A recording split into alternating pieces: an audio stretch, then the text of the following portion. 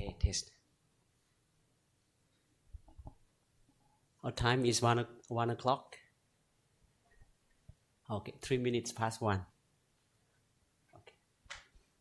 We may start now. Okay. So I'm happy that you have come this afternoon to support our AIU Research Series 4 this afternoon. And I want to introduce our speaker this afternoon, Dr. Yusri Gargas, to you before we start our program. Okay, from the note, I will read from the note here. Good afternoon and welcome to our AIU Research Series 4.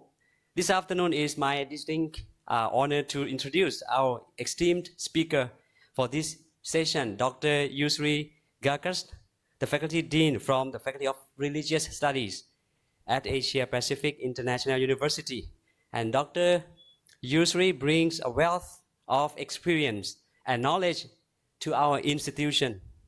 Prior to joining AIU, he served as a dedicated church pastor in Egypt and Zimbabwe, enriching communities with his spiritual guidance.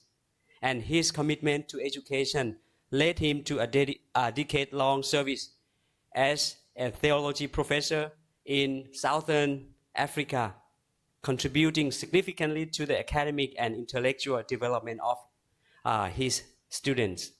Having spent years teaching at the Middle East University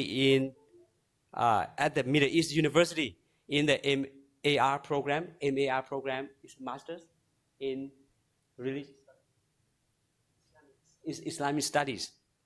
Okay, Dr. Yusri has become a respected figure in the academic realm, and his passion for religious studies, particularly in the fields of biblical studies, with an emphasis on an Old Testament, has shaped his remarkable career.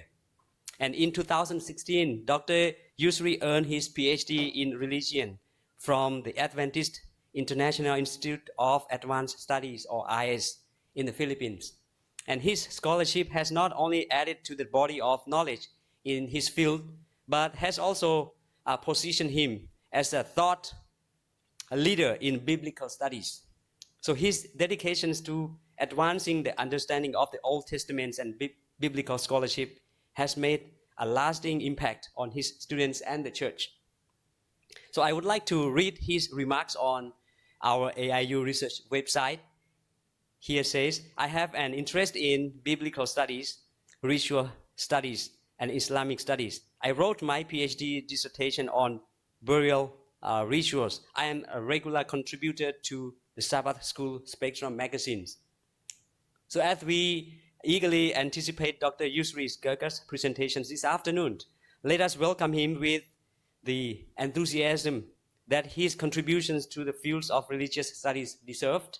Without further ado, please join me in extending a warm welcome to our distinguished speaker, Dr. Yusri Gargas, this afternoon. Give hands to him.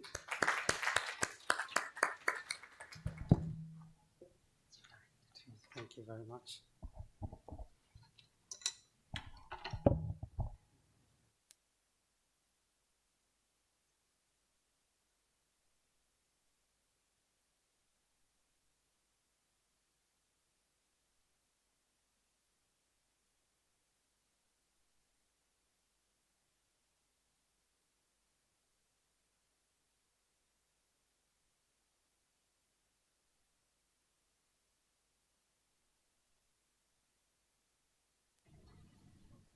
Good afternoon, everyone.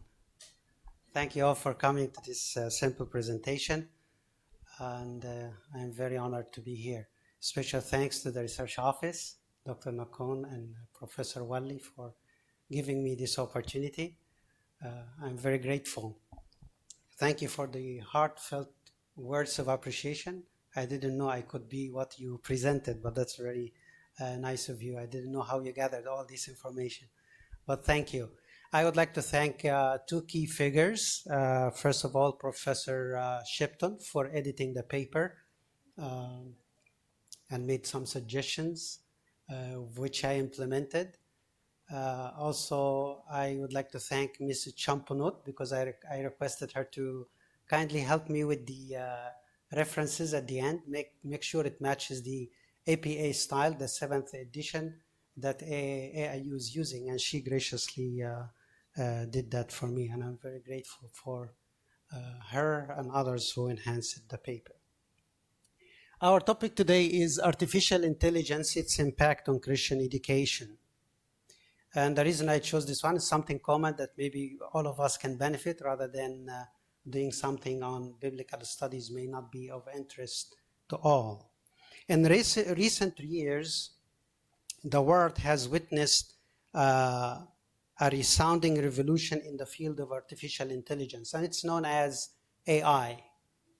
So this presentation today will give a brief summary of AI, the history of AI, then we'll get into how AI came into Christian education, and what best can we do as Christian institution, and what are the advantages and the advantages. Should we integrate AI or should we reject it? What can we learn from this particular study?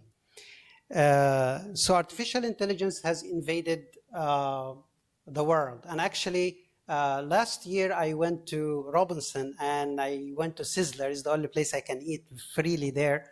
And when I was there, I was surprised that in Sizzler there was an artificial machine that brings the bread to you. You know, there's this moving man or a machine that brings the food to you.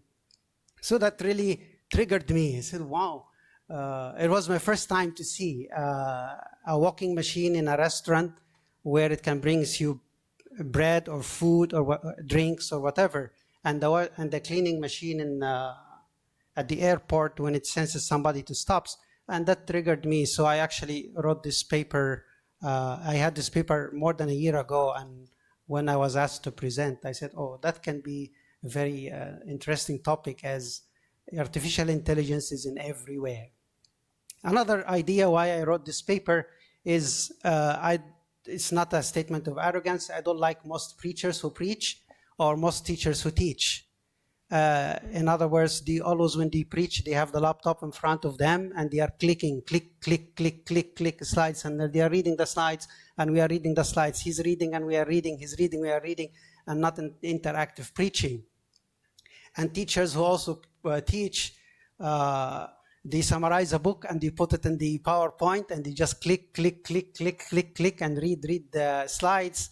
And I said, I don't think this is a proper preaching or teaching. So from that perspective, I thought maybe we need to tackle what can we take from artificial intelligence and what can we dismiss. I like very much the Israeli professor who said that in the Department of History, said, his name is Yahul Noah Khalifi, said that in the long run, no employee in the workplace will be 100% safe from being replaced by AI. He projects that automation and artificial intelligence will definitely take place and replace the human being. And there's that author by the name James T. Flynn. He says the following things.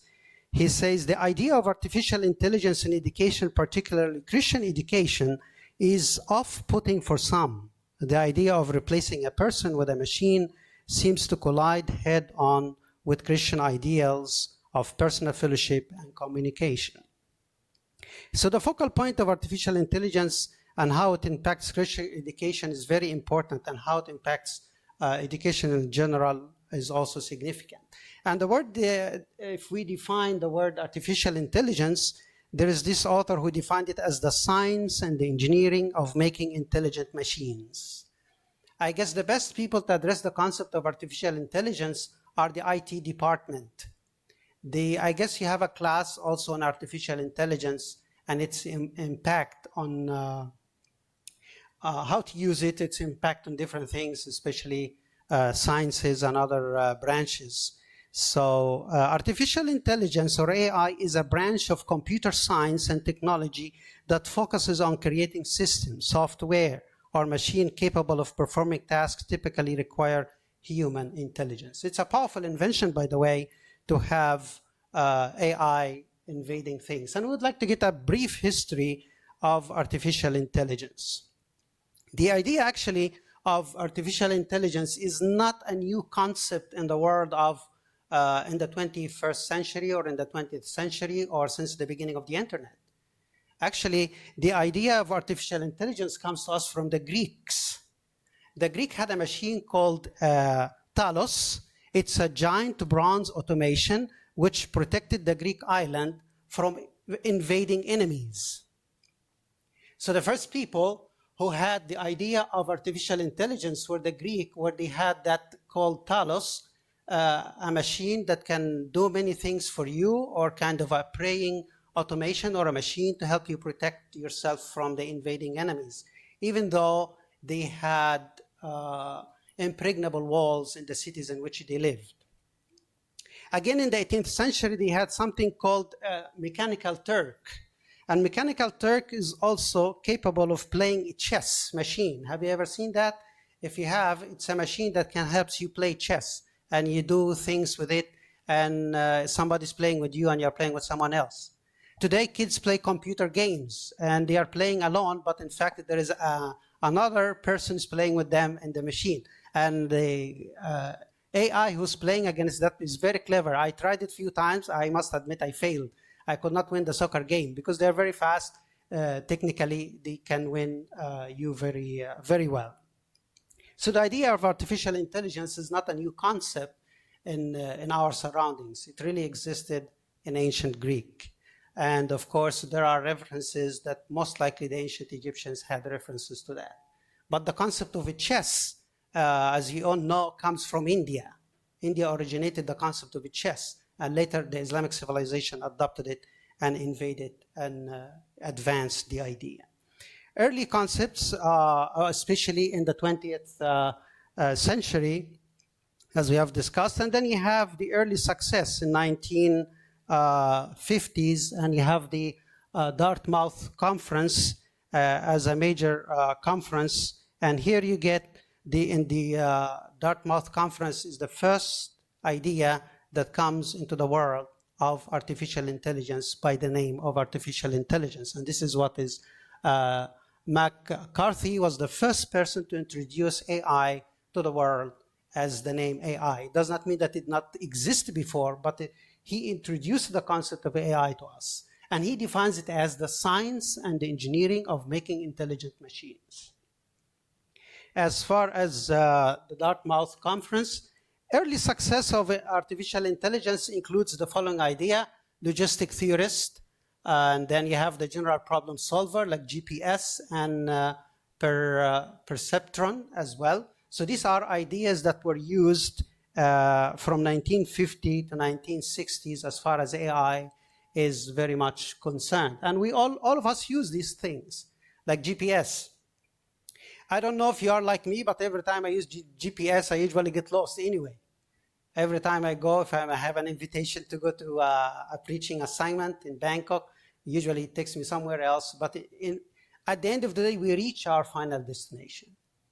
And that's a powerful invention, really. So we all use these things. And the logistic theorist was invented by Alan Noel and Herbert Simon, as well as the GPS concept. He was the first person to invent this idea. Then you have another concept as far as history is concerned. It's called the AI winter.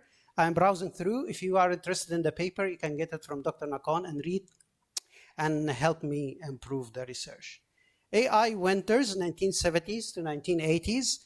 The term AI winters refers to a period of history of artificial intelligence research when enthusiasm and funding for the AI developed when the intelligence due to the unmet expectations. So you find in the AI winters, these are the things that the AI winters had. They had funding and support reduction. People in the AI winters as a program, they did not trust it very much. And it went into, its use was reduced, loss of confidence. Maybe they revealed too much information about other people and they did not like it. reduction of talent personnel. In other words, it affects human invention in many ways. Scaling back research, shift research focus. So things have gone not as expected when AI winters came into the world of artificial intelligence from this period of time to the 70s and back to the 80s. So you have other ideas that you can look at. Then you have the rise of machine learning, 1990s to 2000. And in the machine learning, you have machine learning or subfield of AI. They also contributed a lot to how you do things as far as the AI is concerned. This shift towards machine learning became very prominent, and it was very effective in how to learn as a student or how to learn as a professor, and it has so many advantages. That's as far as history of it is concerned. Like the straw, for instance. When the straw came into the world, many people rejected it, right? Where you put a cup, a glass of water, and you use a straw to drink. Today, if you go to a restaurant and there is no straw, they'll tell you, I don't want to go to this restaurant anymore. They don't even provide you with a straw to use, as if we use that at home, you know? But there are some expectations in the rise of learning machines that were very helpful, and they did not meet the expectation, and the AI winter started to decline. And therefore, the learning machine is trying to revive that learning aspects again, and unfortunately, it did not succeed very well. Then you have another concept, deep learning ideas. Deep learning, or a spiritualized domain within the broader field of machine learning, has become highly influential in 2010 to the present time. And he defined also the concept of AI learning as it was defined earlier, science of engineering making intelligent machines. Then they faced also a concern about ethical and social concerns. What are the ethical and the social concerns that the AI provides? Is it very ethical to use? Is it something that we can really depend on? Does it release personal information about you, or it doesn't? So in summary, this is a history of how AI was invented and why it was invented. So it originated with the ancient Greeks, and then later on, people found it to be very helpful to find a machine to do things for you. There are also microwaves today, especially in the UK or in the US or in Europe, where you put the food and everything in the microwave or a cooking machine, and maybe you are in Bangkok, 100 kilometers away, 200 kilometers away, and you press the password and you send it the information. It will cook the bread. By the time you arrive from your Bangkok maybe to Moklik, you find the bread is cooked, the food is cooked. All what you need to do, you get it out and you eat. So this has become the norm of doing so many things today. Now what is interesting, what will be interesting to us is the history of artificial intelligence in education. And this is a brief history of how artificial intelligence has become very vivid in education. In 1960, computers came into the classrooms. They said we need to have computers like this desktop. It must be there. And without this computer, people cannot teach today. Or you observe very well in the church. People get into the church, they are preaching, and they have their laptop. And if they are not connecting to the screen and they don't have a PowerPoint, they keep clicking.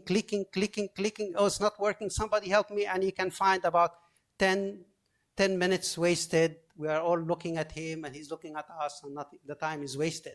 But it has become very prominent today in all forms of education, because in 1960, computers came into the classroom.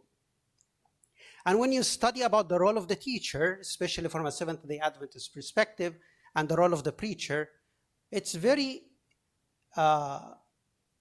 improper to use these machines from the pulpit. The best is the paper and the pen. And that's what most people agree on. But anyway, intelligent tutoring system, and this is known as ETS, also was introduced later on to help us understand different things, learning, and it helped the teacher, it helped the students, it helped the people in the classroom to learn what is called adaptable instructions in the classroom. So in 1980s, tools for assessing grading of the students also became very, very important. You use now the machines today to grade the student.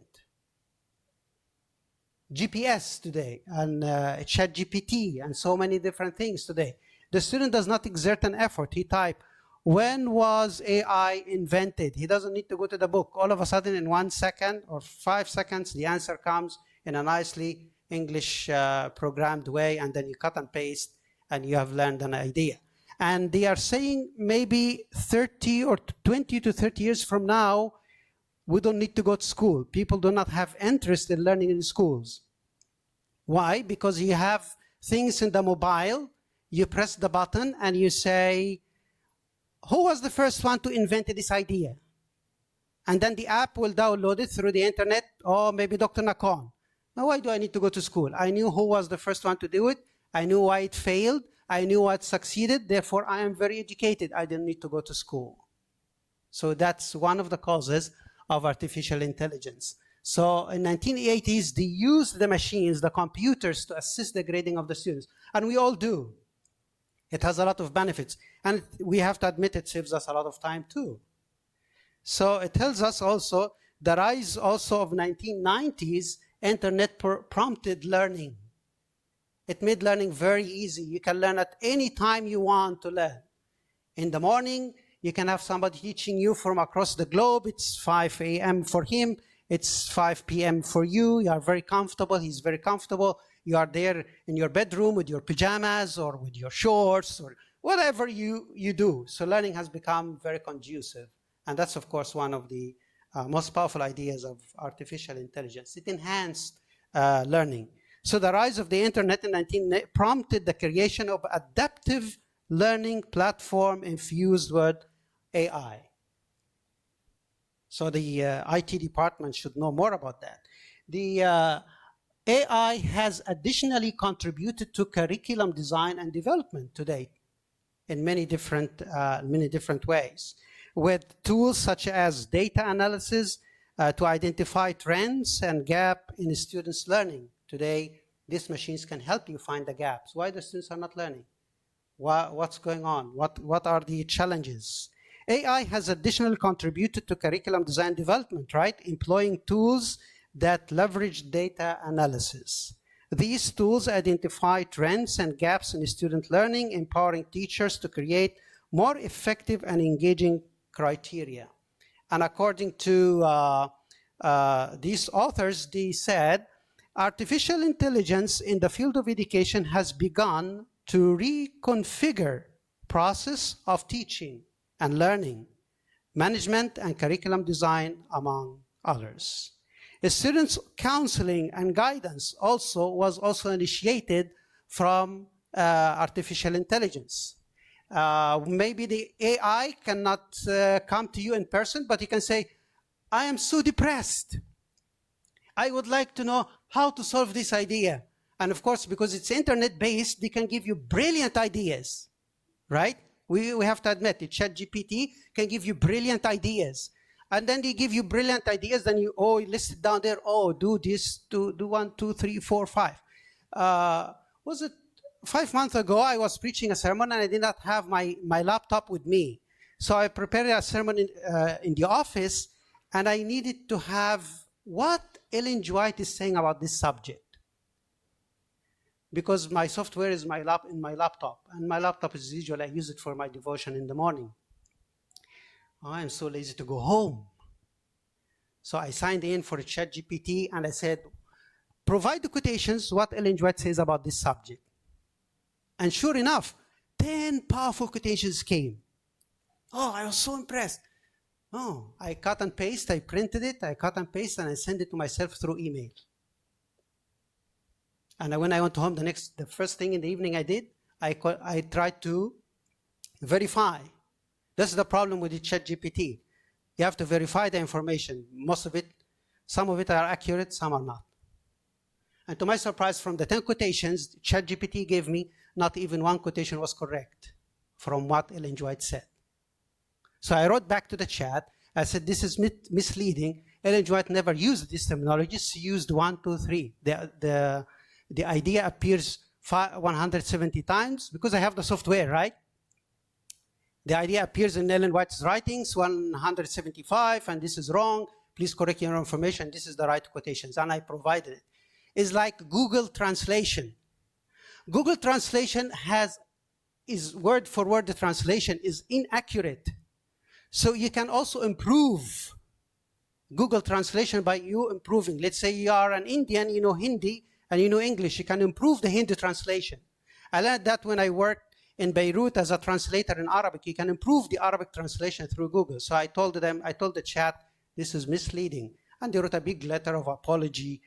So sorry, there's nothing we can do. I am an AI and all that kind of things. But in one way or another, it has become contributed to a lot of developments that we use today. And we have to verify whether these things are very useful or not useful.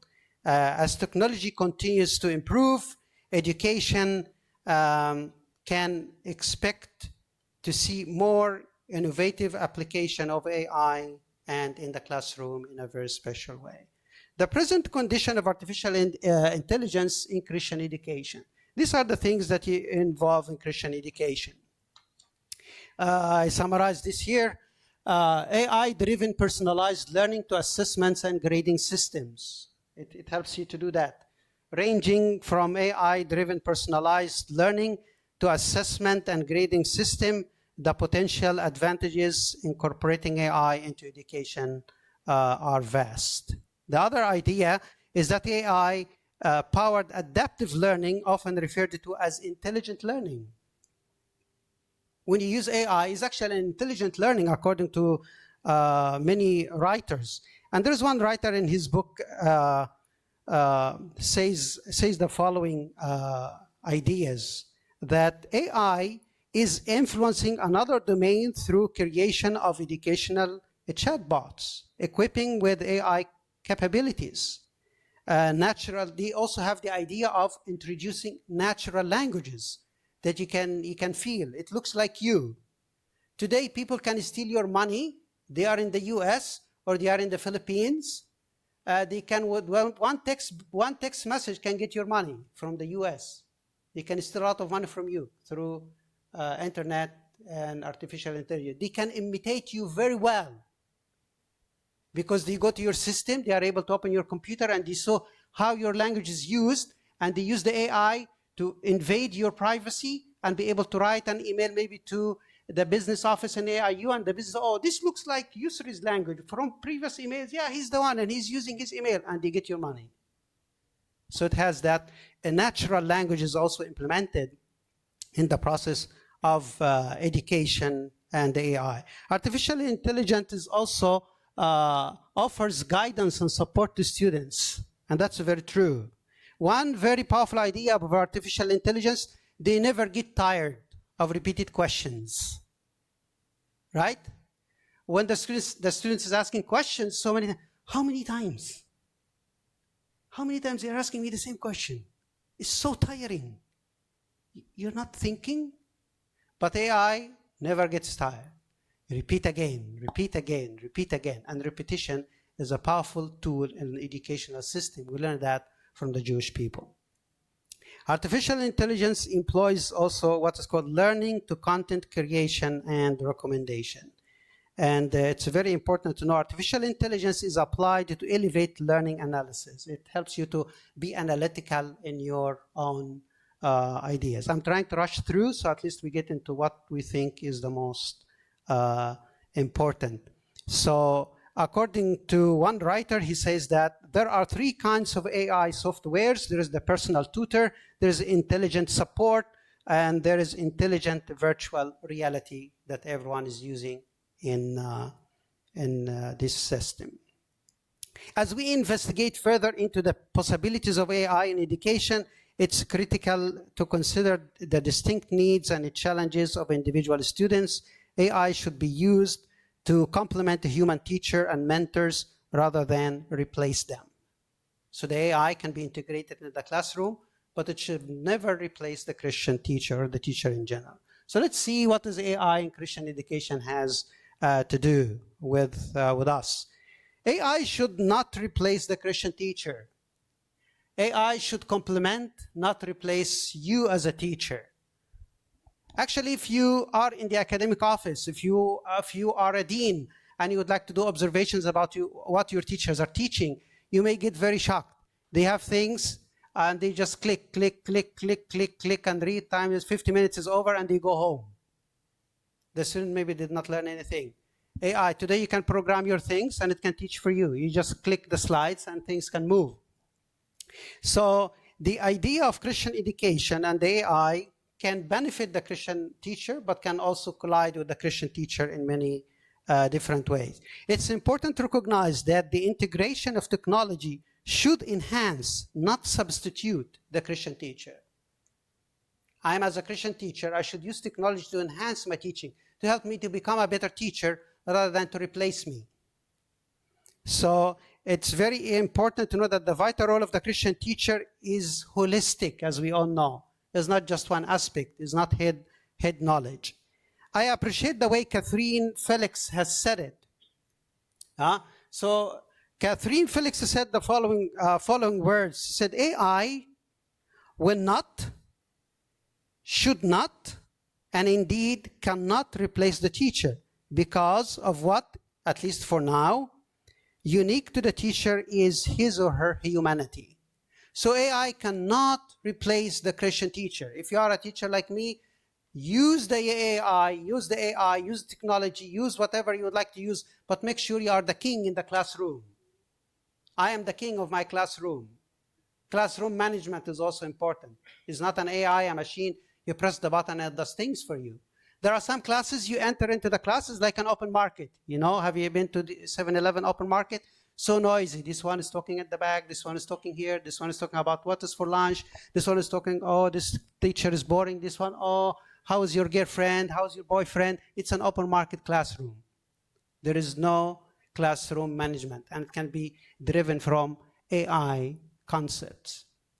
Because when you are learning through AI, you can be cooking and learning, right? You can be ironing and learning. You can be washing and learning. So the Christian teacher should be the major focus in the classroom. It should not replace the Christian teacher. AI can be used, but should not. As Catherine Felix said, will not, should not, and indeed cannot replace the Christian teacher. That is very important for us to do. AI lacks the physical presence and the connection that the human teachers provide. In his paper, Sustaining Self and Others in Teaching Profession, Chang said the following words. Mark Doreen Chang says the following words. The art of teaching is the art of assisting discovery. It's not so much about revealing who discovered this idea, and the AI can give you. No, discovering the students. Get things out of the student. That requires personal connection, not necessarily ideas of head knowledge alone. So the idea of the value of the Christian teacher is important, and this idea should incorporate in every classroom. And the first one I listed here is spiritual guidance. A spiritual guidance, the Christian teacher must provide you with the spiritual guidance. So AI cannot provide you with the spiritual guidance, although it can provide you with information. Where is the verse? Maybe I engraved you in the palm of my hand, right? AI was put you, Isaiah 59, verse 16. So it's okay. I knew where it is, right? But AI cannot give you spiritual guidance. It can give you maybe prayer guide. It can list for you how to pray. It can give you these ideas and so on and so forth. But it cannot replace the teacher, because the teacher is supposed to be a spiritual guide. The discerning eye of the spiritual mentor is needed to maintain the trajectory of growth for the students. And this is a very prominent writer by the name Hoggius in his distinguished book. I like what Ellen White said so much about the importance of the teacher. And she said, the great principles of education are unchanged. Amen? It's very important. Education, the principles of education are unchanged. My method may change. We call that in theology contextualization.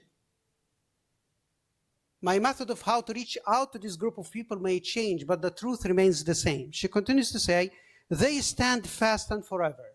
She quotes Psalm 111, verse 8. For they are the principles of the character of God. It's very important. So the principles of education, the principles of the Christian teacher are not supposed to be subject to change. Because when you change, according to Ellen G. White, the principles of education, you are trying to change the character of God, and we are unable to do that. So the principles of education are equal to the character of God. It provides you what is called practical education. Spiritual guidance, as a teacher, the teacher provides, you're supposed to provide practical education. And it helps us to know that Ellen White again says here, an education derived chiefly from books leads to superficial thinking. Hidden knowledge alone provides you with artificial thinking. I like very much here the Chinese proverb, the ancient Chinese proverb. The Chinese proverb goes this way: teach me, I forget. Show me, I remember. Involve me, I understand. That's very powerful. So artificial intelligence cannot replace the Christian teachers. Why? But the teacher is supposed to give you spiritual guidance. He incorporates faith into his lessons. He is doing what's called practical education. That's why we have to have field trips to enhance the classroom teaching. We have to have maybe, from a theology perspective, maybe go to the churches, start shouting and screaming in the churches, make mistakes from the pulpit, learn how to preach, learn how to teach. It's part of practical, as the Chinese would say, right? You teach me, I will forget. Most teachers that taught me says, Yusri, if you remember 10% of what I taught you, you are a very good student. So teach me, I forget. Show me, I remember. Involve me, I definitely understand. I will never forget, according to the Chinese say. Thus, AI cannot be practical in its approach to Christian education. It cannot enhance the spiritual aspect of the student. Therefore, the principles of education remain unchanged, according to White. It gives you what is called prayer and reflection. The Christian teacher is supposed to be a prayerful teacher. We start the classroom with prayer and end with prayer, and this is very also important in the Christian teacher. And prayer teachers are having the advantage. One writer said the following by the name Jack: you can't have a prayer-centered teaching without a prayer-happy teacher. I remember a true story. I know your time is... there was a lady who was married to non-Adventists. And she had 3 girls. So they are asking the father, why can't you be baptized? Because your wife is a Seventh-day Adventist and your kids are Seventh-day Adventists. He said, oh, when my first child graduates, I will be baptized. So the first girl graduated. They asked, it's time to be baptized, Daddy. No. When the second child finishes college, I will be baptized. So the second finished, the third finished, he's not getting baptized. So they asked him, can you tell us why you are not getting baptized? He said, the problem is the mother, was my wife, is always reading the Bible and praying at 4 a.m., but no change. Which is very sad, right? Like I pray, I fast, but I'm still the same person. No change in me. So actually the man died without embracing the Adventist faith because he sees his wife as a stumbling block. So that's very sad. So if we are a prayerful group of people, students must see a change in us. Your husband must see a change in you. My wife must see a change in me. And that is very important in the aspect. Then you have moral mentorship. AI cannot provide you with moral mentorship. Students in matters of ethics, value, and moral decisions making, AI falls deficient of this idea. Again, Ellen White says the following. She said that in her book, Ellen White expressed that the ambition of the Christian teacher is to inspire the student with the principles of truth, obedience, honor, integrity, and purity. Principles that will make them a positive force for the stability and the uplifting of society. The teacher desires that from the students, above all else, to learn the life's great lessons of unselfish service. So the Christian teacher gives you moral mentorship. He models your behavior. He guides you in ethical discussions. Most of our times in the offices are actually consumed, not in teaching, not in writing, counseling students. I'm not a counselor. Maybe I have read an article about counseling. Maybe I have read few verses how to approach counseling, but I'm not. But most of us here, teachers, you counsel the students, and that is, the AI cannot provide you with that. Teacher, practitioner, and mentors cannot expect their learners and mentees to demonstrate professional unless they themselves demonstrate it in their life. It gives you modeling of behavior. The teacher gives you that. The AI cannot give you that. I like one author who said about modeling of behavior, the teacher becomes the architect of character of the student. I'm the architect of the character of my students. White also sums it very well when she said, the Christian character should seek to form the character after the model of the divine one, after Christ. It gives you what is here called personal connection. The teacher gives you personal connection, and the personal connection cannot be provided by a software or a machine. And therefore, so in this paper in general, after you get a history of the AI, after you get how it came into the Christian education, I would like to argue that it cannot replace the Christian teacher. I am, as a Christian teacher, I should be the focal point in the class. I should be the most important person in the class. I should integrate the AI without making the AI take over my personality. According to Catherine Barre, she says the following: each teacher should know basic information about their students. That's personal connection. Teachers should be concerned about the spiritual condition of their students. How are you doing spiritually?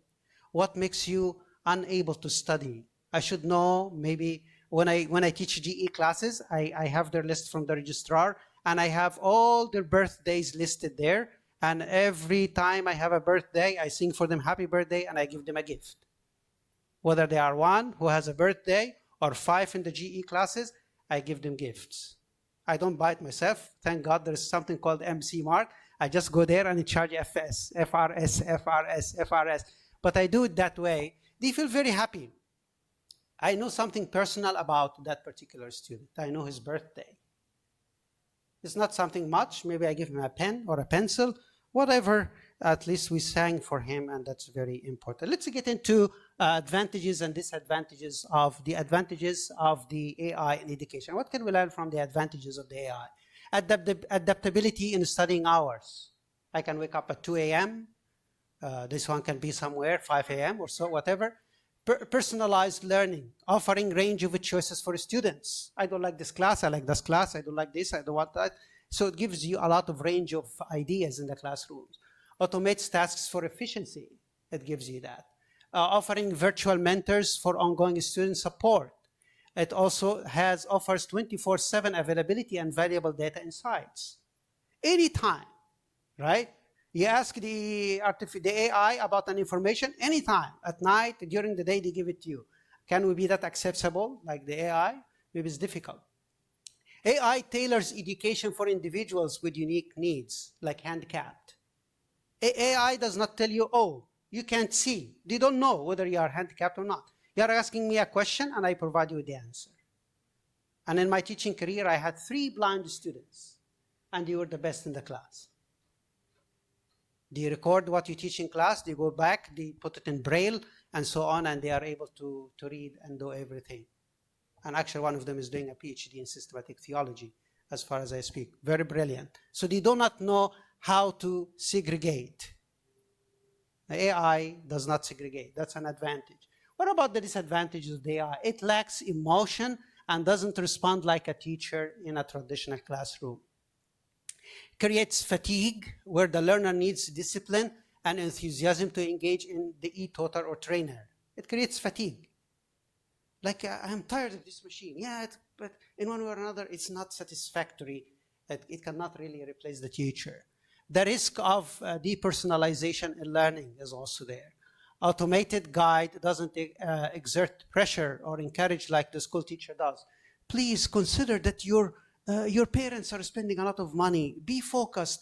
It's not easy to be here. You are away from home. You do not need to drive motorbike without a helmet. You don't. All these things we say in class. We are concerned about the student, right? And therefore, it's very important. But AI will not. Whether you are here or there, whether you are naked or dressed well, they don't care. So it's not in there. AI results in widespread of job loss. I worked in Zimbabwe for 13 years, and when Zimbabwe got the independence from the British, one thing that the government of Zimbabwe did, they canceled all machines. The idea was a very brilliant idea. All machines like lawn mower and other things, they removed it from the country. And they said, everybody must work. We fought for the independence. And this is the time, 1980, Zimbabwe used to sponsor people to study in Britain with the economy of the country. Can you imagine? They have something called the slasher, if you're familiar, where you cut the grass with the slasher. I used to use it. It's so tiring and it consumes time. But the idea is that everyone must work. They removed all machines. And the economy was rising up high because everybody was working. But when everything started to come back, technology, and we say we are very fancy, we are very moderate, the economy collapsed. Of course, there are other reasons, but we are saying that it results in job loss. Like if you are cutting a grass, like a room, cutting a grass as big as this room, or you are with a machine, 10 minutes you are done.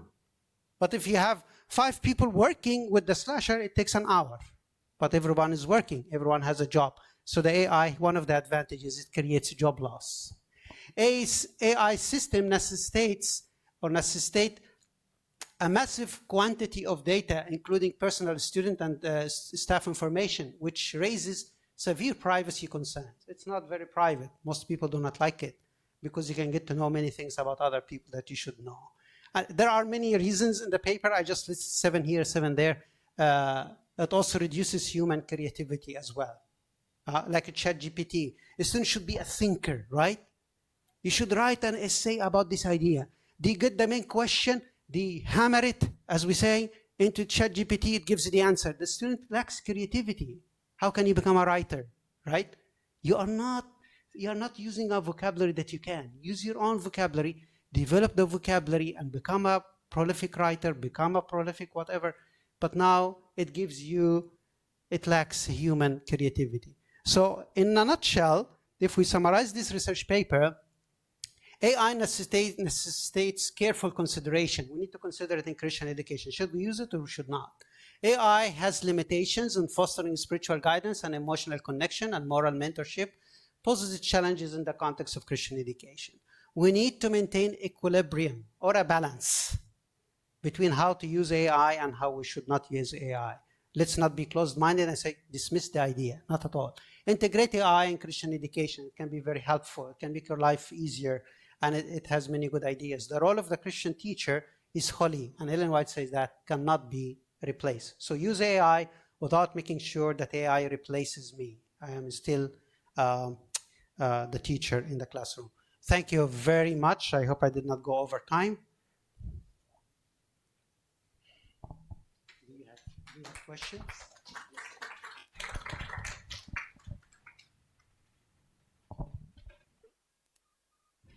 Okay, thank you very much, Dr. Yusri.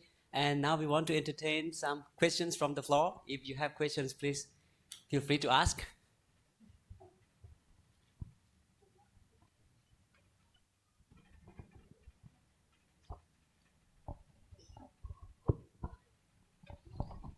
Thank you, Dr. Yusri, for bringing to awareness something which is very, I suppose, very fundamental to education in general, leave alone Christian education, because when you're talking about artificial intelligence, it stands as an alternative for, if I have to use the word, natural intelligence, which is what education is supposed to foster and cultivate.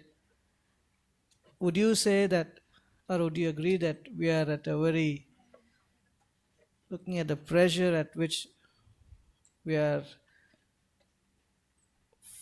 I don't want to use the word forced, but we are kind of very pressured to go in the direction of tuning our educational methods and knowledge to something which is not what education is supposed to be. If I had to give a simpler way of saying that, like, this is natural water, this is artificial water, and do you think there's a serious pressure or threat to education in general?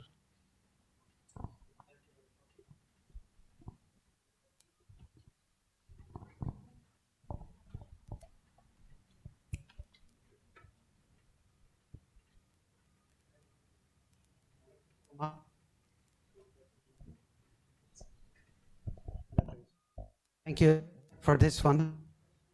I would one way or another to use AI in many different ways. Like when they interviewed me to come here, I was actually in Dubai. I was offered a job in Dubai, but I didn't want the job. And then they never asked me a question about how to integrate faith and learning in the classroom. They say it's AIU, a Seventh-day Adventist institution. You know what they asked me? Are you in PowerPoint? One of the questions. How good are you in so many different things that they need to use? But later on, to be honest, the or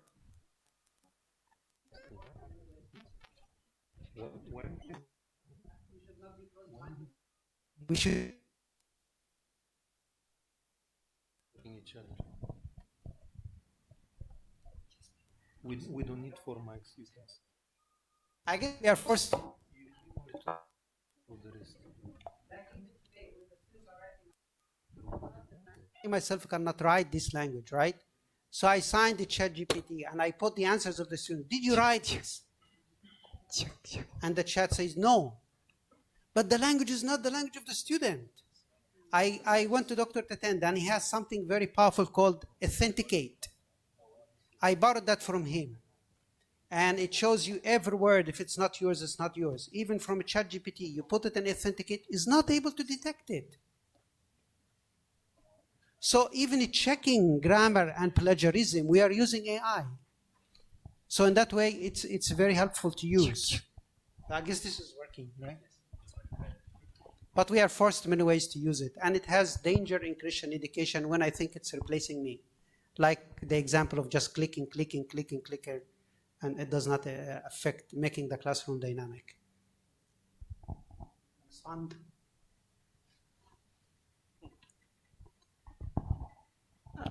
Possibly to share what I think is, I feel education should make somebody to be a thinker, not a reflector. And I think only the natural mind is capable of thinking. And the problem with AI is just to give an easier alternative where you basically reflect somebody else's mind and you don't develop your own mind, which goes against basic education in general and Christian education in particular. And possibly it has a lot of moral implications from that perspective. I believe there are many people having questions, but to just connect to this one, one thing about AY is that the first versions of AY, I was just reading one email about AY, sorry about that. Tomorrow they have a final program. So the first approach of AI is that they're using the same method as you're teaching a parrot to talk. And there are certain parrots, such as the gray African parrot, that they go the next level, which is not only they learn to talk, they increase their vocabulary up to 1,000 words, but they also know when to use that vocabulary. So this is the first approach of what AI has been trained to do. problem, though, is that they are using the technology to mimic the human brain synapses. And so the next level is that they teach the system how to learn by itself, how to reason by itself, and go further. So the biggest problem that the AI engineers and ethicists, technologists are afraid of is that once that is done and AI reaches the so-called self-consciousness, then that goes beyond us because it can excel, supersede us in terms of knowledge, intelligence, and everything, and then things will get out of human hand because AI will figure out the way how to isolate itself from the control of the humans. That's what they're afraid of. And so at that point, already AI may consider us redundant, insufficient, not smart enough, and so on and so on. So that's maybe just a little bit sideways saying what is the big issue with the AI. But like you mentioned, AI being our assistant, that is the perfect thing we can do because from AI we can learn even more how to make our teaching more structured, more interesting, involving, and so on. Of course, there are people, they do that without the AI, but there are others that they need some help, yes. But then the question is, when it comes to Christian values, ethics, morals, what was AI trained on? AI was trained on everything that is all information around the world, from all kinds of religions and philosophies. So the question at the end will be like, even if you want to use it, we'll be having these controversies of answers and guidance of AI, because AI will try to do something like maybe this is just my hypothesis, something like the New Age philosophy, like putting from everything everywhere and trying to find what is the most common thing. I don't know if Dr. Yusri can elaborate on that, because we're talking about Christianity, right, and AI as well. Sure. I guess I agree with what you're saying very well. It has a lot of issues of ethics and morality. And what I'm arguing for is that when I say we use the AI, I guess it's very helpful for me. I can use it in many different ways. Like, I'm not an English-speaking person. Sometimes I write and I do not know what is the correct English phrase. So when I use the AI, no, this is not the right, this is the right one. In that way, it's helpful. In grading systems, it can be helpful, make my life easier. That's what I'm saying, we can use it.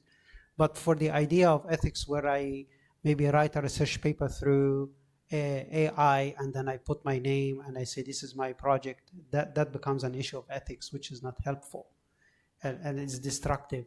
And of course, I need to be a thinker, as Ellen White said, as Professor Sundaresan has just highlighted. The student should be a thinker, not just a reflector of the teacher. Thank you.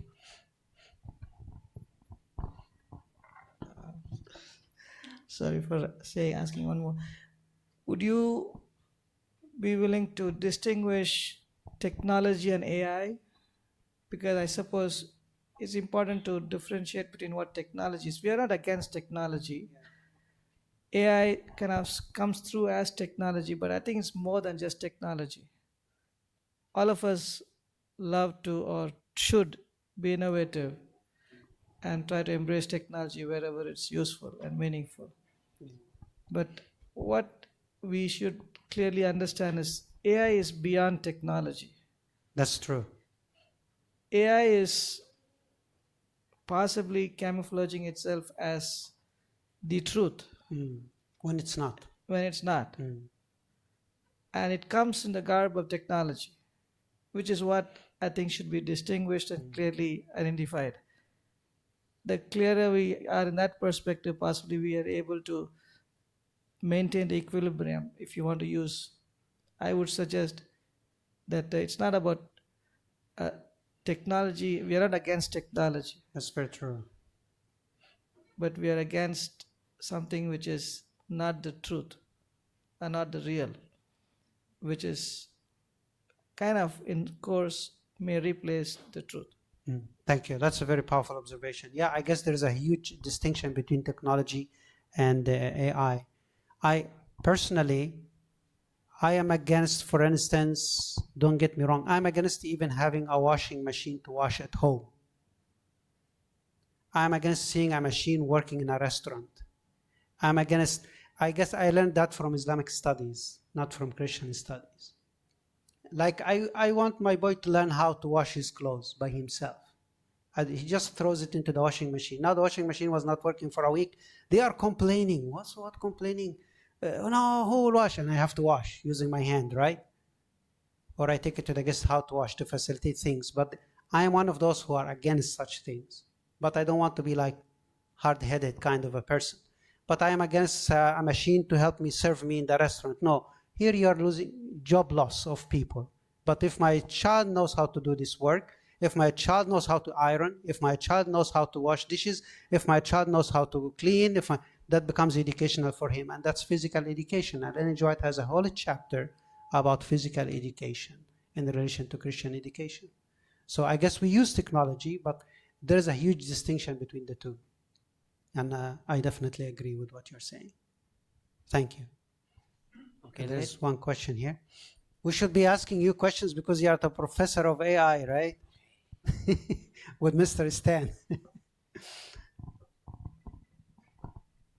Thank you. We are talking about the impact on Christian education.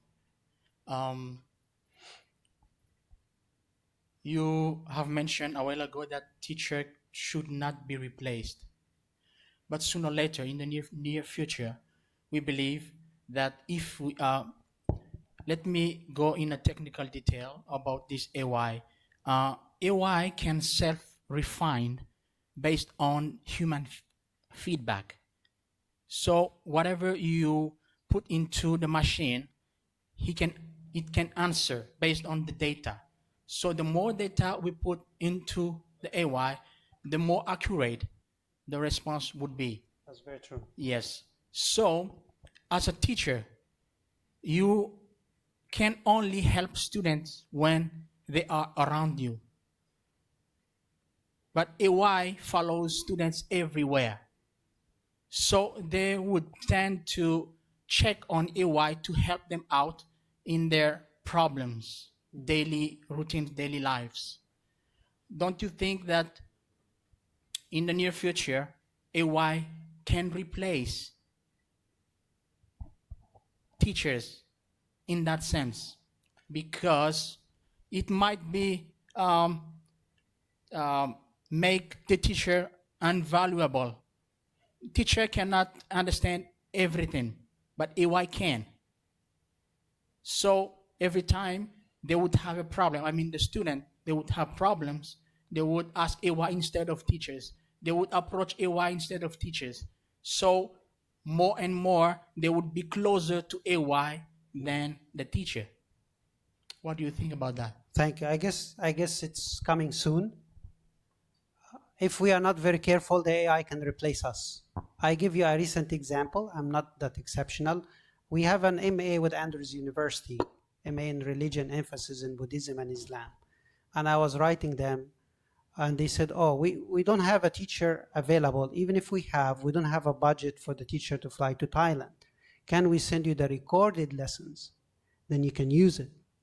I said, listen, if you don't have a teacher, you don't have a budget, I will teach the classes. The teacher must fly over here. You find a budget, you send the teacher. You don't find a budget, you don't send the teacher, I will do it. The idea I'm trying to put is that if we are not very careful, it will replace us. It definitely will, and in many places it has, and that's very dangerous. So anyway, to cut the long story short, Andrews University, I don't know from where, they found the budget, and the teacher is flying January 5. I guess if we are not very careful, we learn through this. This can be technology, not under AI, but even the technology, in one way or another, it's not that effective. You have to ask a question. When you are in the classroom, I wrote, sorry to say but I wrote 7 books from students. Like in every class I taught, I wrote a module. And this is answering students' questions in the class that I didn't know. Actually, if I have money, I should be the one to pay the student, because I learn more from the student. and AI will replace us, and that reduces the value of the Christian teacher, because I really need to learn.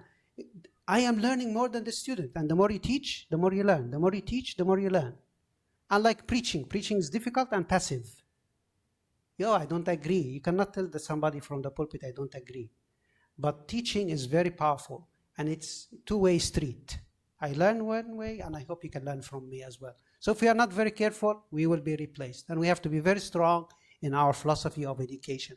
What do we stand? We use technology, but we have to be very careful to what extent should we use it. Because it can be a curse, not a blessing.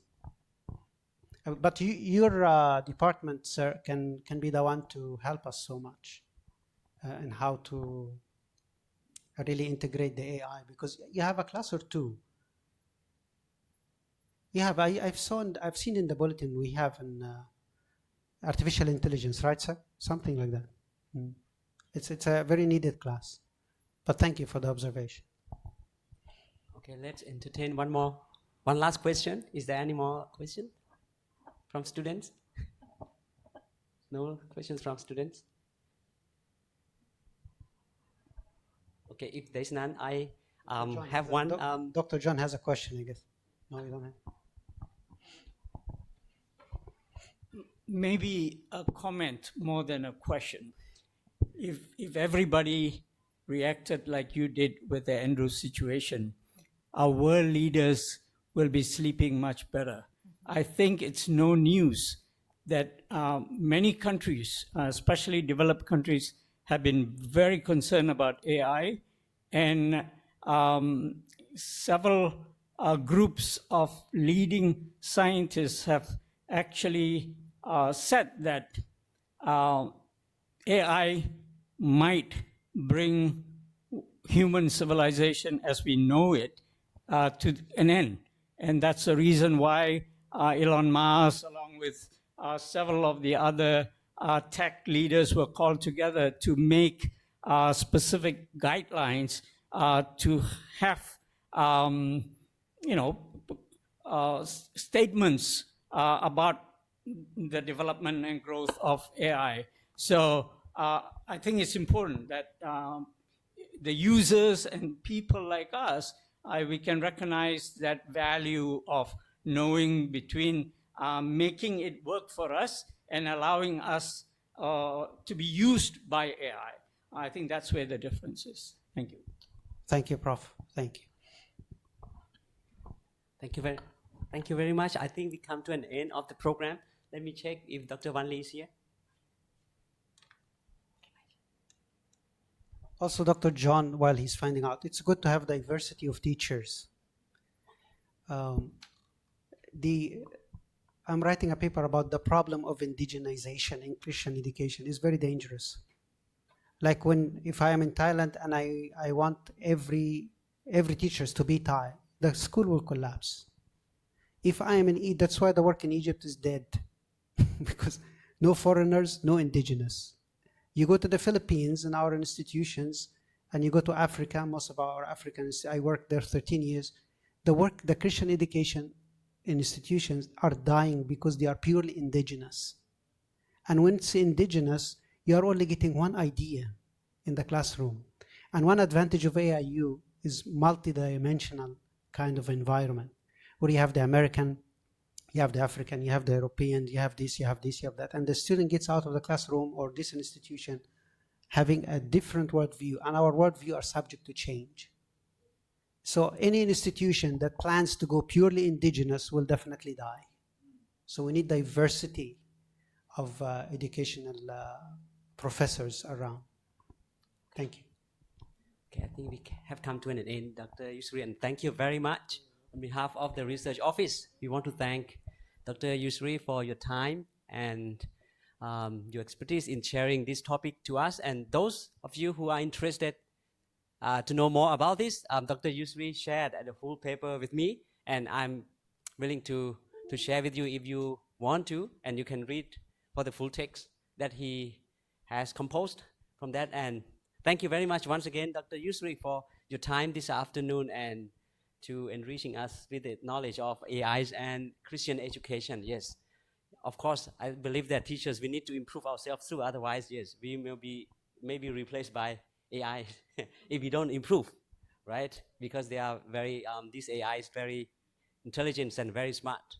Okay, and may I invite Dr. Walamba to come and give us a closing prayer before we dismiss from this room.